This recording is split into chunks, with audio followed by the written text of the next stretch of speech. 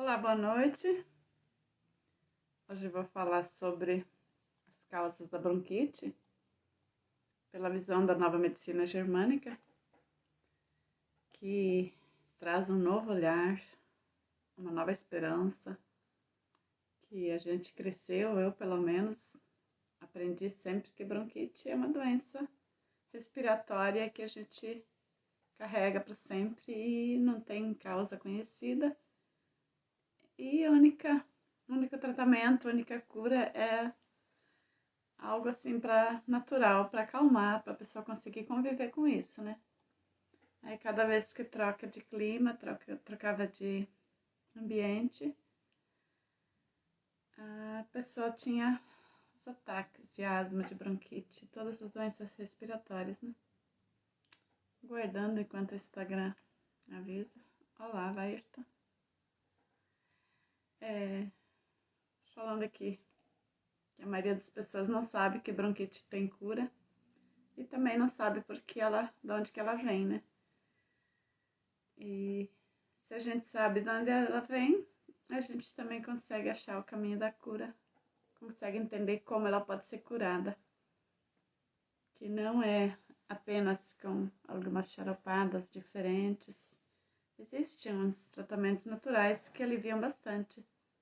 Eu já trabalhei com plantas, com xaropes, eu sei que tem tratamento, mas ainda assim a pessoa entra em crise de vez em quando, né? Então não é uma cura, porque não olha para a causa, olha assim para aliviar o sintoma, né? É interessante também, mas conseguir curar o que está por trás, porque se a pessoa tem a bronquite, é um sinal de que a pessoa tem alguma dor que está escondida, alguma dor que a pessoa não está vendo. Essa que é a mensagem da medicina germânica. Olá, Odete. Todas as doenças que a gente desenvolve, elas vêm com uma missão, com um objetivo para a gente curar alguma coisa que a gente não está vendo. Não é simplesmente curar a bronquite e pronto. Mas o que vai sumir junto com isso é a causa, o que causou essa bronquite, né? Olá, Idalena, bom te ver aqui. Sempre vem pessoas diferentes conforme os temas vão variando. Isso é muito interessante, eu vejo que conforme as pessoas têm a doença na família, essas pessoas vêm assistir ao vivo, né? Isso para mim é interessante, porque assim eu vejo também os assuntos que agradam mais, né? E vocês que estão aqui, enquanto esperamos mais as pessoas, se vocês tiverem algum assunto que vocês ainda... Eu sempre peço, né, que as pessoas me mandem, né? Saudades também, né? No tempo do presencial a gente se via sempre, né? Então, se vocês tiverem alguma doença, alguma situação que vocês gostariam que eu trouxesse, vocês podem me mandar no direct ou no WhatsApp, né? E pode sugerir temas, né? Porque tem tantas doenças, tantas coisas. Olá, Zenilda. Olá, Adriana. Bom ver vocês. Então, se vocês tiverem sugestões de assuntos, para hoje eu vou falar sobre bronquite.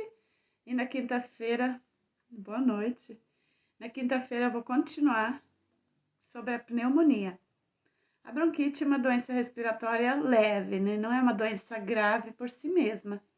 Só que ela leva à morte, sim. Porque ela se associa com outros traumas, né? Outros conflitos. E ela é causa de morte, né? Então, se a gente consegue ver a causa da bronquite, a gente também vai ter bem mais leveza quando vierem as outras, né? Porque daí a pneumonia é uma consequência da bronquite. A pneumonia não vem do nada. A pessoa que pega a pneumonia em algumas situações é porque ela já tinha bronquite e ela não estava olhando para isso, né? A mesma questão a bronquite quando fica crônica, né?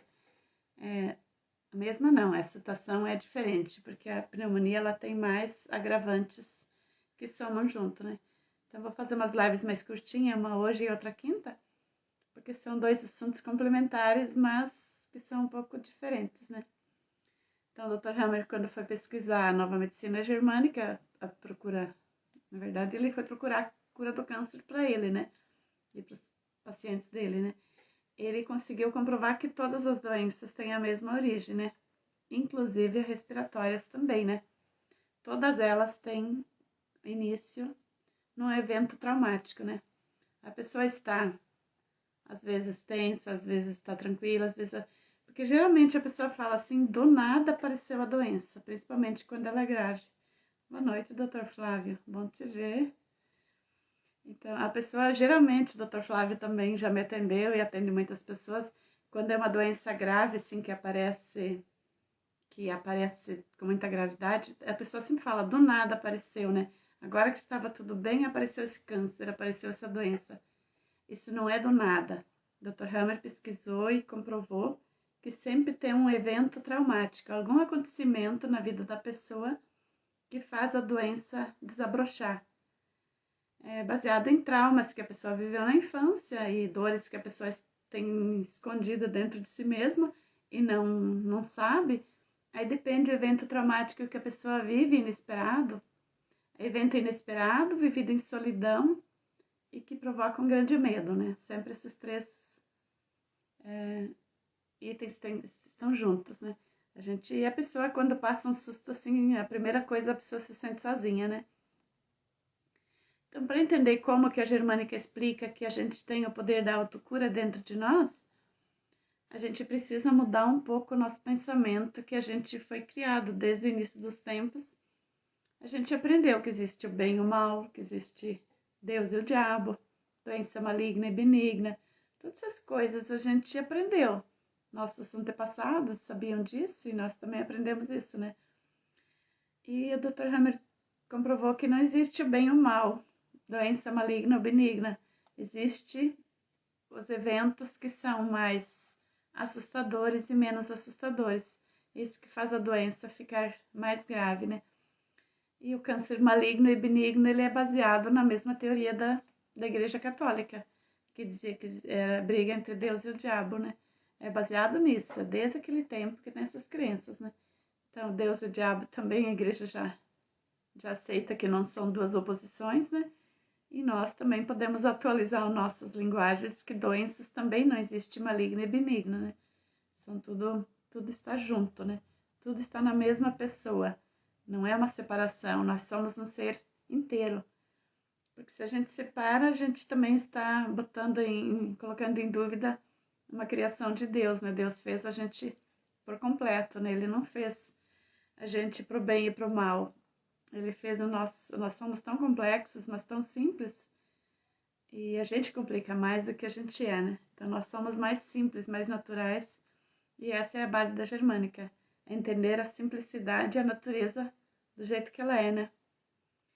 Isso também significa que terapeuta nenhum pode curar uma pessoa. Não é porque eu sei de onde que veio a tua doença ou a minha doença, a minha sim, mas não é porque eu sei de onde veio a tua doença que eu posso te curar. Eu não tenho esse poder. Porque só a pessoa que tem a doença sabe de onde que ela veio. Eu posso ser um guia para a pessoa lembrar, porque a doença passa pela psique. É algo que tem a ver com o pensamento, com o sentimento e com a emoção da pessoa em si. Então não existe doença contagiosa, não existe tanta coisa que a gente acreditou sempre. Pela Germânica veio colocar por terra muita coisa, né? E a gente está vendo que o mundo inteiro está aderindo a essa crença, esse conhecimento, né? Muitos médicos já estão, meus colegas de formação, a maioria são médicos, né? E é porque a medicina está se atualizando. Os vírus, as bactérias, os fungos, tudo isso faz parte da cura. Não são coisas que precisam ser extirpadas, né? Precisam ser combatidas, né? E toda doença, ela vem só porque o corpo está procurando um jeito de se curar de algum susto muito grande, né? E entendendo qual susto a pessoa passou, a pessoa já consegue encontrar o caminho da cura.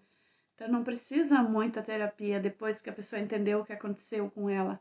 O próprio corpo começa a refazer, porque a pessoa que entende um pouco de corpo, por exemplo, o Dr. Flávio, quando eu fui tratar com ele, um dos sintomas, uma das coisas que ele encontrou, que o meu cérebro estava muito lento, já estava na faixa amarela, no jeito que ele consulta, né? Outro dia ele vai explicar certinho como que isso funciona, né? Mas quando eu vi que estava já em amarelo, eu já entrei em alerta. Meu cérebro está apagando, né? E na minha família tem pessoas com demência. Então eu já ativei esse medo em mim. E com esse medo que eu passei, com esse susto, eu tomei a medicação que ele me receitou e com certeza ajudou muito, né? Mas esse medo fez eu despertar. Se eu não mudar o padrão que minha família viveu até hoje, eu posso ter essa mesma demência. Porque se eu estou no mesmo caminho, é muito fácil eu seguir o caminho da maioria da família, né? E isso me colocou em pânico. Entrei em crise de pânico muito forte, em depressão, mas eu fui procurar a cura. Não me entreguei por ali, né? E até hoje estou procurando a cura, né? E sei que vou viver o resto da minha vida buscando, porque o meu corpo nunca vai mudar. O meu modo de olhar para a vida, sim, mas o meu corpo, meus genes sempre são os mesmos. Então, esse medo da demência, medo das doenças, eu vou carregar para sempre comigo. Só que isso é a minha força. Ainda hoje coloquei um vídeo que eu gravei um ano atrás, sem saber o que eu estava falando, que toda a nossa dor é a nossa força. Esse meu medo, esse pânico, que foi o caminho que eu encontrei para ajudar outras pessoas também. E com isso eu está me motivando para não desistir, né?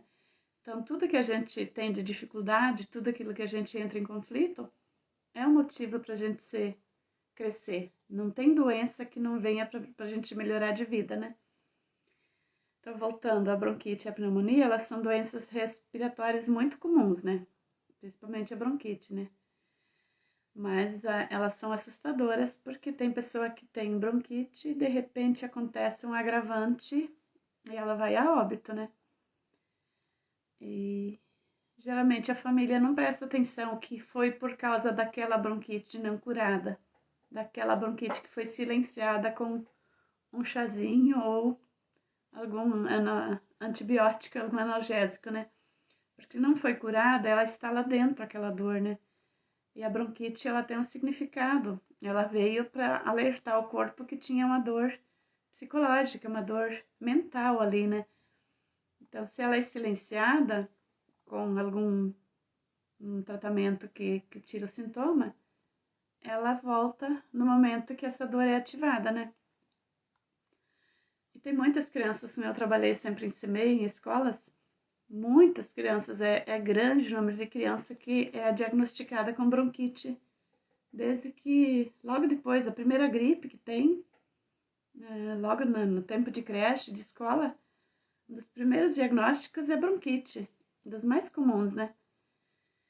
E essas crianças crescem com a vida limitada, porque quando ela tem uma gripe, a mãe já fala, ela tem bronquite, tem que ficar alerta, porque a bronquite pode atacar. A criança já cresce sabendo que a vida dela não vai ser normal igual a dos colegas, né? Olha quanto trauma isso não gera, quanto déficit de aprendizagem também isso pode trazer. Porque se uma criança acredita que ela não é normal, não pode ser feliz igual aos outros, porque a criança que não pode brincar na areia, não pode brincar no pó de serra porque tem medo que a bronquite ataque, porque são essas as recomendações que a gente recebe nas escolas, né? Se a criança tem bronquite, tem asma, ela não pode brincar na areia, ela não pode entrar em contato com ácaros, ela tem que ser protegida de um monte de coisas externas, né? E essa criança entende isso, porque ela, na hora que os outros estão brincando na areia, que é o lugar, no parquinho, o lugar mais divertido, ela está sendo excluída, ela está sendo separada, né?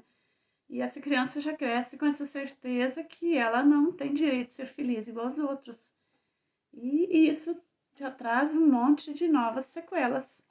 Muito fácil que uma criança que teve bronquite no primeiro aninho, disse MEI. Olá, Luiz.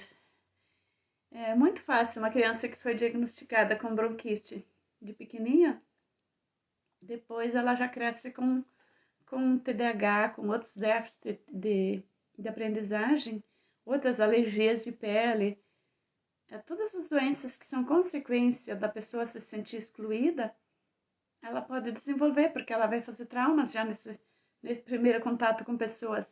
Ela não vai se sentir aceita, né? E a criança até os 3 anos, ela faz qualquer olhar da pessoa, da mãe ou de algum adulto ou de uma outra criança, pode fazer a pessoa ficar com um trauma pro resto da vida, né? Uma dor, né? E depois dos 3 aos 7, isso vai agravando muito. E depois na vida adulta, depois dos 50, que aparece a maioria dos sintomas, né? É porque nessa idade a pessoa já vai largando um pouco as barreiras que ela tem de autoproteção e ela acredita que ela é mais frágil, aí as doenças começam a aparecer, né? Então isso é tudo uma consequência. Eu já falei sobre essas coisas em outras lives, então hoje eu vou ficar mais voltar de novo para bronquite, né? Oi, Maria Clara, que bom te ver aqui. Então, essas crianças que crescem já desde 1 aninho, 2 aninhos, com a crença que a mãe fica protegendo ela porque ela tem bronquite, ela não vai ter uma vida normal com tanta facilidade. Então, tem muitas doenças que precisam ser olhadas já com essa segunda opção, que a bronquite esteve por trás de outros traumas, né? Porque ela acaba entendendo que ela não tem direito de ser feliz e ela não é aceita pelos colegas, né? E isso, a pessoa que é excluída, que é rejeitada, lá nos primeiros anos de vida, olá, ela não vai ter possibilidade de exercer um trabalho, que ela empreender em algo. Eu, por exemplo, eu descobri esse ano passado, os sentimentos de rejeição que eu vivi, talvez foi no útero, foi logo depois que eu nasci, mas que minha mãe não faz ideia que eu me senti rejeitada, né? Mas sentimentos de abandono, de por que eu engordei tanto uns anos atrás. Eu descobri isso agora há pouco tempo, porque a criança se sente abandonada, uma criança super protegida, uma criança que fica meia hora longe da mãe, fica com uma babá, uma criança que nasce e fica na incubadora, é muito natural ela desenvolver as doenças do abandono e da rejeição. E não é culpa de ninguém, não é responsabilidade de ninguém, é a vida que faz isso. Mas a pessoa tem, depois de adulta, a pessoa tem a possibilidade de olhar para isso. Essa que é a diferença, né? Os conhecimentos da germânica e de outras terapias também, eles vêm ajudar muito nesse sentido, né? Uma coisa que eu observo, assim, nos últimos tempos muito, que me deixa, assim, até chateada, às vezes intrigada, né? A gente tá numa roda de conversa de homens e mulheres. O assunto preferido das pessoas é falar das doenças. Um contar, teve isso, teve aquilo, né? E teve... Não é entre as pessoas simples, não.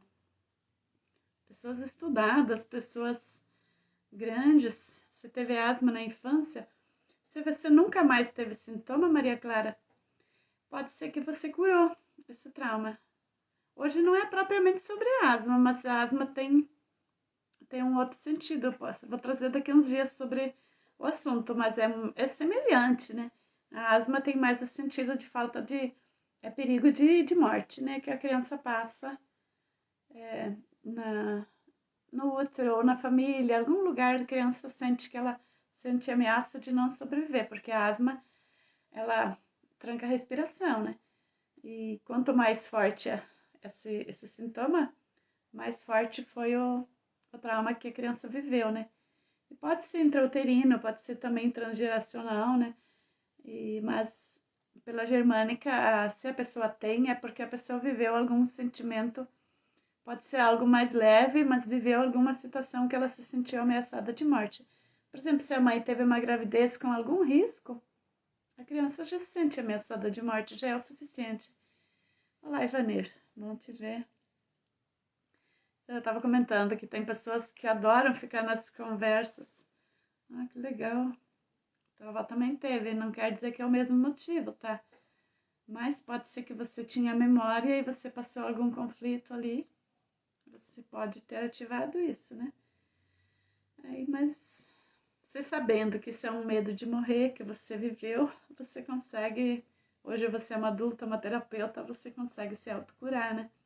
Você já pode trabalhar teu pensamento, que você não tá mais correndo risco de vida, né? Então, as pessoas que gostam tanto de falar sobre doenças, que assim elas têm assunto, quando elas estão numa roda, falando sobre tantos problemas de saúde que tiveram, né? Essas pessoas têm um ganho secundário. São pessoas que geralmente gostam de ficar na doença, né? Aí é o momento, quando eu escuto isso, é o momento que eu me calo, porque a gente tem que procurar. É uma coisa que eu estou aprendendo ainda. Correr com quem quer correr, né?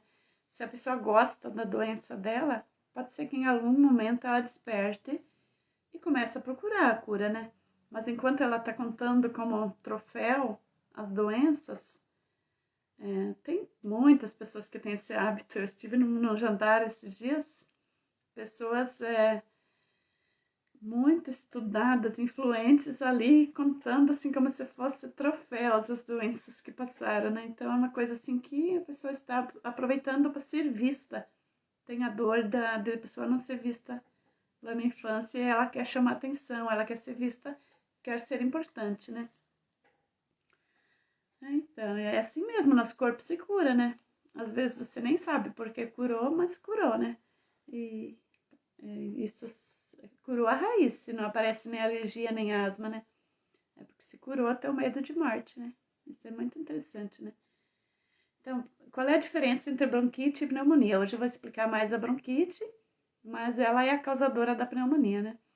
Então, os brônquios, quem olha uma figura de pulmão, eu não posso mostrar agora, mas quem quiser assistir depois e olhar como é que é a figura de um pulmão, os brônquios, eles se ramificam da traqueia em dois brônquios principais, né? Ali eles se subdividem dentro de cada pulmão em numerosos ductos, que são os bronquíolos, né? E qual é a função desses bronquíolos, né? Esses ductos que levam. A função deles é transportar ar para os alvéolos e para o pulmão. Olá, Bianca, né? Então, a função dos brônquios, tudo ali é para passar só ar entre os alvéolos e até o pulmão, né?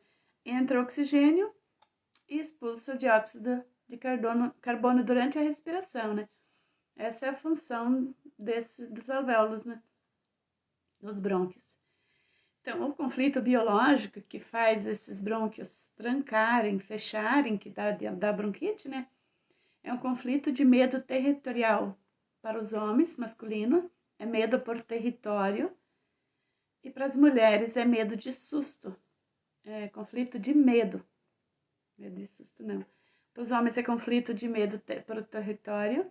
E para as mulheres é um conflito de susto. É medo. É diferente. Mulher adoece diferente do que homem, na maioria das situações. Olá, Noeli.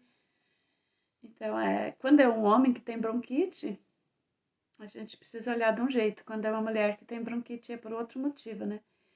E o Dr. Hammer deu o nome para esse conflito, que homens e mulheres vivem, conflito de preocupação com o território. O que é o território do homem? O território do homem é voltado para fora, é o espaço, trabalho, família, mas é para fora, é mais a sociedade, né? É o dinheiro, depois eu vou explicar mais como é que funciona, né? Mas o território do homem, ele é bem mais amplo. O homem não adoece por causa de um filho doente.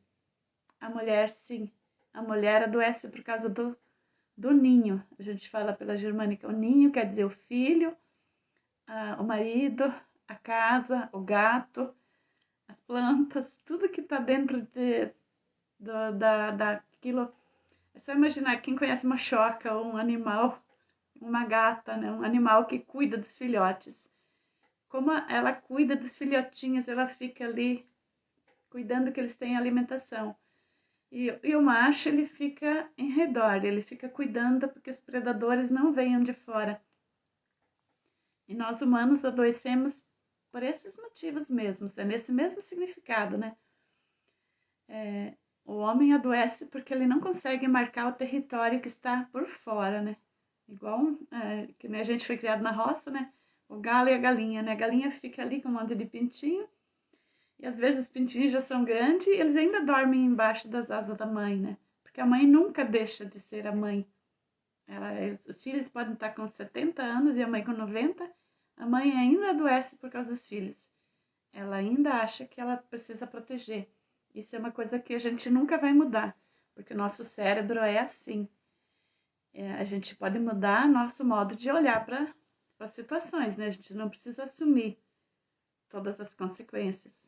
Isso a gente muda sim, mas assim, inconscientemente a gente adoece por causa dos filhos, não importa a idade que eles têm, né? E o homem por causa do externo, por causa de tudo que envolve a masculinidade do homem, né? Isso que faz adoecer, né? É no sentido de não conseguir ser um pai que consegue dar segurança para os filhos, né? E isso é muito amplo para um homem que não consegue se sentir seguro como pai, no mundo do jeito que está hoje. Quantos motivos tem para um homem ter insegurança, né? Às vezes é insegurança no trabalho, tem um emprego que não remunera bem, ou porque tem tanta gente procurando emprego de funcionário público, porque tem estabilidade ainda, né? Porque o homem precisa sentir que ele consegue manter a segurança dos filhos, né? A segurança de alimentação, de bem-estar, né? A segurança mais de proteção como homem, como pai, né? Então, se o trabalho dele, ela tem chance de ser,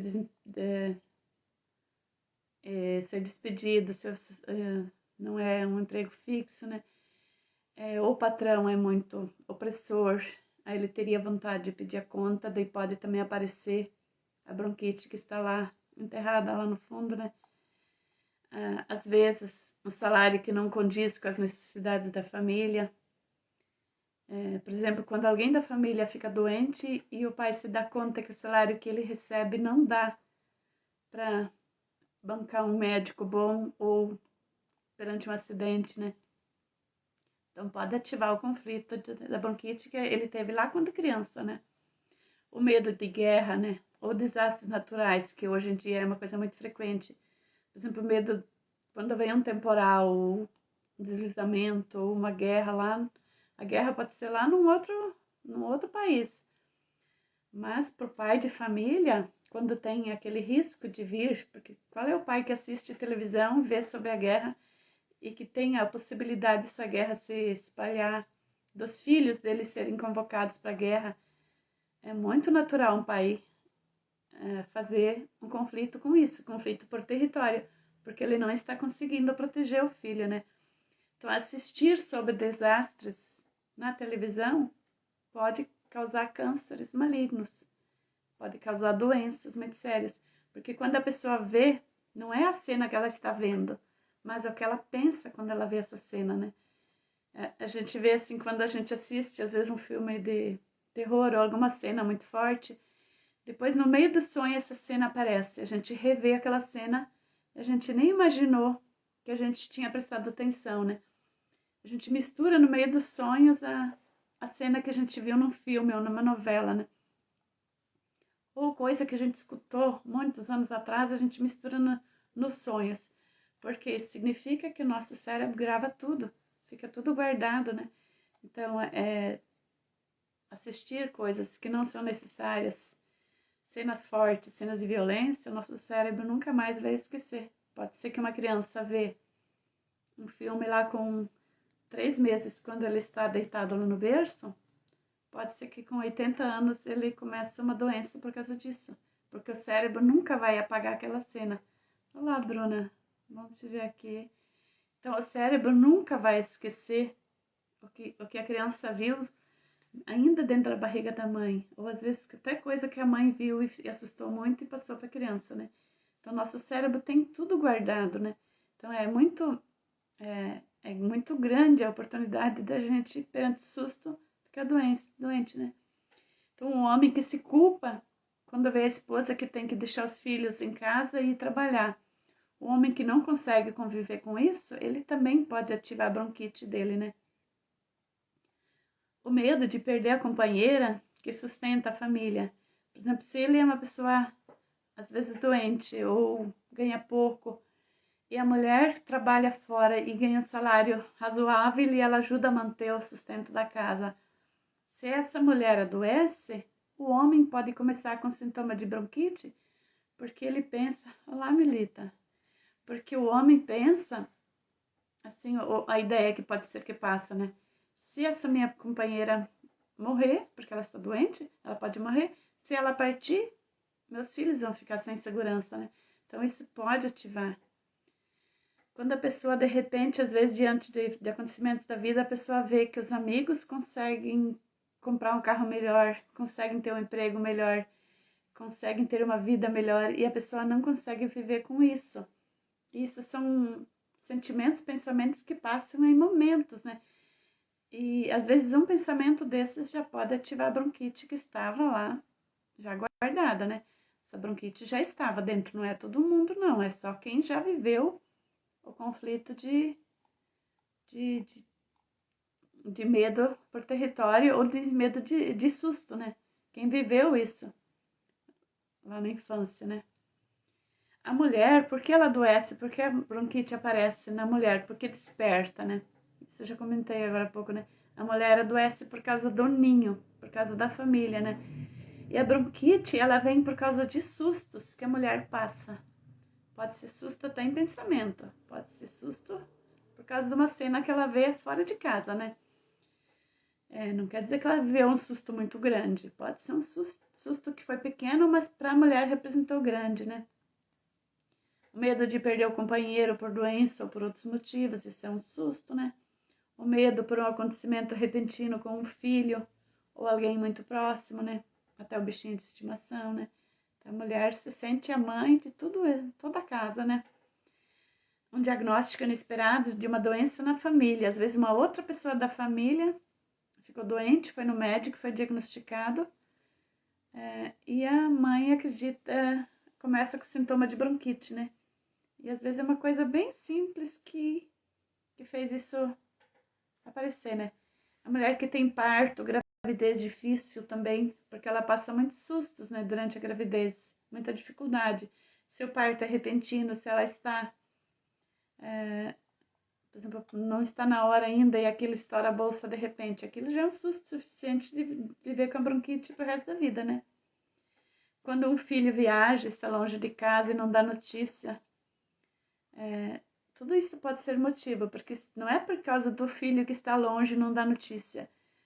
A questão é que daí a mulher que está longe da família, porque tem tanta mulher que quando tem filhos, eu também sou assim, quando os filhos estão longe da gente, a gente carrega o celular junto, porque o filho pode ligar e precisar da gente.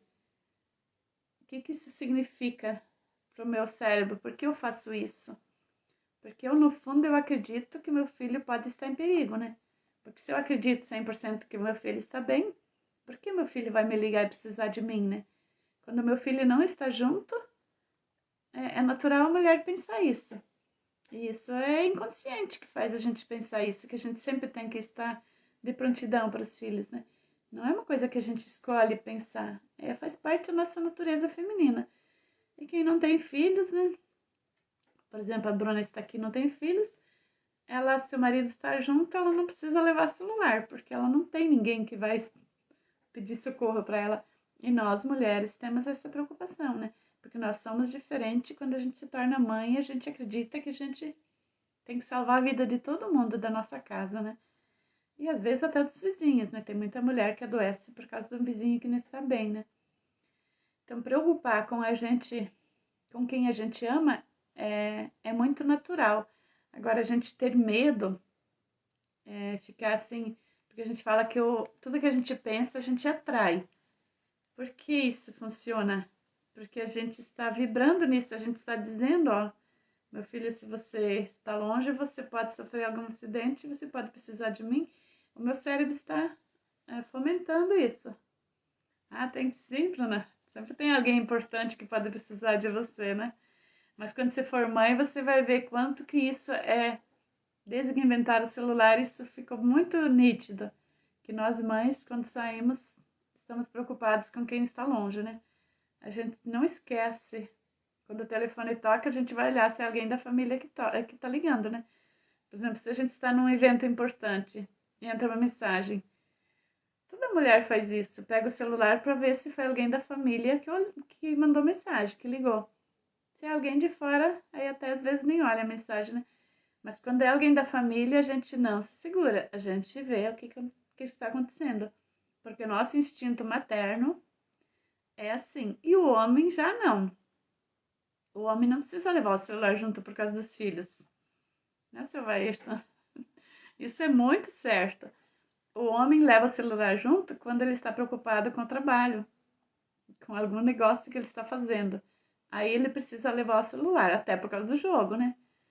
Nós, vocês que estão aí, que tem marido que joga, né? Quando eles estão combinando um futebol, aí eles ficam perto do celular, quando estão combinando um negócio.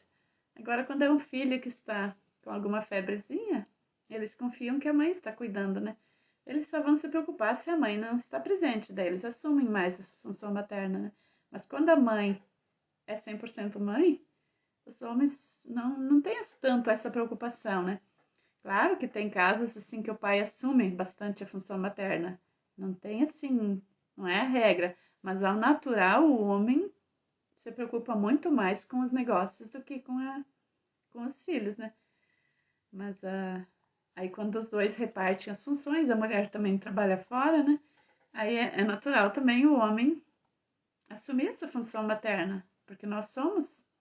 Porque se eu fosse só feminina, eu não estaria aqui trabalhando no celular, eu estaria só cuidando da minha família, né? Então a gente tem a função feminina e masculina na gente, né? Só as preocupações e as doenças, elas vêm das funções bem especificamente. A gente não adoece por causa disso, né? Então todos esses medos por território, medo de susto, eles vêm lá da infância, de alguma coisa que a gente viveu lá na infância. Que eu comentei antes do começo, né? Pode ser por estar separado em algum espaço, para criança que não pode brincar junto, né? Por abuso físico, os pais que batem ou abandonam, os pais que brigam, violência familiar, porque daí a criança leva sustos, né? E não se sente segura no seu território. Por exemplo, um casal que briga, é normal um filho pensar, um filho homem, ele sabe que o território dele não está seguro, ele está sempre em risco de vida, né? E uma menina vai pensar, ela vai levar muito mais susto do que os meninos, né? É por isso que daí também a gente já cresce adoecendo diferente, né? Então, voltando de novo, quem tem criança, muito cuidado com aquilo que deixa a criança olhar. Tem muitas mães ou babás ou irmãos, né, que deixam o celular para a criança para ela não incomodar. E aquela criança fica assistindo aqueles desenhos lá, desenhos com um monte de violência. Eu que trabalhei em CMEI, sei quanto desenho, pica-pau, quanto que ele é violento. Tom e Jerry, os desenhos do nosso tempo, quanta violência eles tinham, né? E isso são motivo de trauma pra gente. Então, é muito alerta quando se dá um desenho para criança. Não existe desenho inocente. Todos os desenhos têm um motivo para terem sido feitos, né? Mas esses desenhos mais populares, eles têm muito mais mensagens, motivos subliminares, muito mais razões para deixarem a pessoa mais frágil, mais assim, com a vida mais apagada, né? Então, tem desenhos mesmo religiosos, tem desenhos que são feitos por pessoas que querem dominar, deixar a outra pessoa dopada, né? Pessoa sem raciocínio. Grande parte dos desenhos são com essa motivação, né? Então, deixar as crianças assistirem tudo livremente, ela leva muitos sustos naqueles momentos e depois na vida adulta começa a aparecer a doença, né? Porque o nosso cérebro adulto guarda tudo no baú, que é a memória, imagina uma criança que é indefesa, né? Uma criança que vê um adulto viver em pânico, por exemplo, se diante de uma situação que acontece. Por exemplo, eu lembro quando eu era criança, minha mãe tinha medo temporal. Cada vez que vinha umas nuvens mais escuras, ela começava a queimar ramo vento, né? O que eu lia com isso? Minha mãe tem medo, então quer dizer que é perigoso. Eu até hoje tenho muito medo temporal. Eu fico fazendo mentalização, eu fico fazendo oração para eu ver que não é, que existe Deus, né? Que não é bem assim. Só que é meu natural, na hora que eu vejo uma nuvem escura, que eu escuto um vento diferente, uma porta que bate, uma porta dentro de casa que bate, no momento que bate a porta eu já lembro de temporal, eu já penso que pode ser um perigo, né? Então o que a gente pode trabalhar o nosso cérebro é nisso, né? que nem tudo, só porque eu via a mãe com medo de temporal, que ela acendia a vela e queimava ramo bento, ela fazia no sentido de fé. Mas eu, como criança, eu olhava para aquilo como medo, não como fé, porque a gente interpreta o que a mãe está fazendo, não o motivo que a mãe tem por trás disso, né? Então, essas coisas, quando a gente começa a perceber, lembrar como nossa mãe era, a gente consegue curar sozinha, né? Aí o medo do temporal vai embora. Também os medos das bronquites também, né? Então, toda a situação que uma criança vive, que a gente viveu lá no passado, quem tem uma infância bastante difícil, né? Todos nós tivemos traumas de infância, isso não tem dúvida. Mas quem teve mais, assim, conflitos, eu sei de pessoas assim que, por exemplo, a Bruna teve uma infância mais, a minha foi mais regrada, eu tinha pai e mãe, um monte de irmãos, né?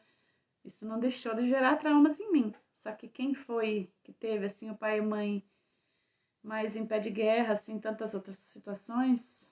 Olá, Marli, estou quase encerrando, né? A mãe muito autoritária, o pai muito autoritário, que nem também na minha família era, né? Isso também faz a gente ter medo e ter traumas e ter... Olá. Por exemplo, se a minha mãe era muito submissa, meu pai era muito autoritário. Eu cresci com essa ideia, que meu pai era muito brabo e a mãe era muito coitada, né? Essa ideia que eu fazia olhando para meu pai e para a mãe, né? Agora, como adulta, eu sei que não era nada disso, né? Mas era essa ideia que eu fazia. A minha criança via isso. Até pouco tempo eu sempre achava isso, né? E não é assim. A gente pode, depois de adulta, a gente pode mudar a imagem que a gente tem em nossos pais, né?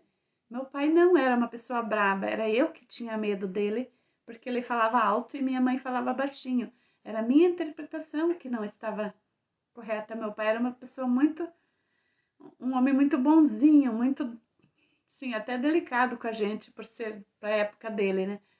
Só que a minha criança sempre viu ele com medo. E a mãe sempre como uma pessoa sofredora, uma pessoa que teve que fazer tanta coisa, vida muito difícil, né?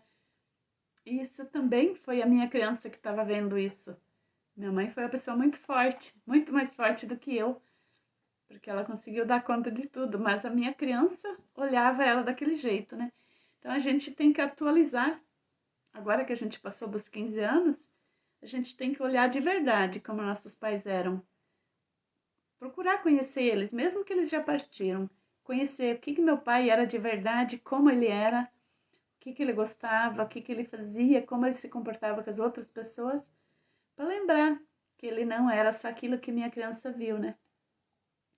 Aí eu vou conseguir superar muitos traumas e vou conseguir ter uma vida diferente.